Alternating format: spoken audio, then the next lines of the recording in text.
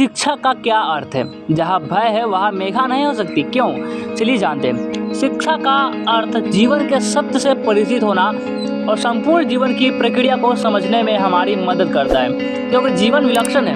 ये पक्षी, ये फूल, ये वैभवशाली वृक्ष, ये आसमान, ये सितारे, ये मत्स्य, सब हमारा जीवन है। जीवन दीन है, जीवन अमीर भी, जीवन बूढ़ भी, जीवन मन की प्रसन्न वस्तुएं या महत्वाकांक्षाएं, वासनाएं, भय, सफलताएं व चिंताएं हैं। केवल इतना ही नहीं, अपितु इससे कहीं ज़्यादा जीवन है। हम कुछ परीक्षाएं उत्तीर्ण कर लेते हैं, हम विवाह कर लेते हैं, बच्चे पैदा कर लेते हैं और इस प्रकार आधिकारिक यंत्रवत बन जाते हैं। हम सदैव जीवन से व्याकुल, चिंतित और भयभीत बने रहते हैं। शिक्षा इन सबों का निवारण करती है। भय के कारण मेधा शक्ति कुंठित हो जाती है, शिक्षा इसे दूर करता है। शिक्षा समाज के ढांचे के अनुकूल बनने में आपकी सहायता करता है या आपको पूर्ण स्वतंत्रता होती है वह सामाजिक समस्याओं का निराकरण करे। शिक्षा का यही कार्य है।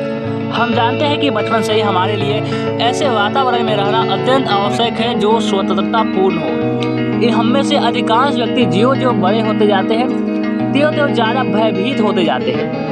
हम जीवन से भयभीत रहते हैं, नौकरी के छूटने से, परंपराओं और इस बात से भयभीत रहते हैं कि पड़ोसी या पत्नी या पति क्या कहेंगे। हम मृत्यु से भयभीत रहते हैं। हम में से अधिकांश व्यक्ति किसी न किसी रूप में भयभीत है और जहाँ भय है वहाँ मेघा नहीं है।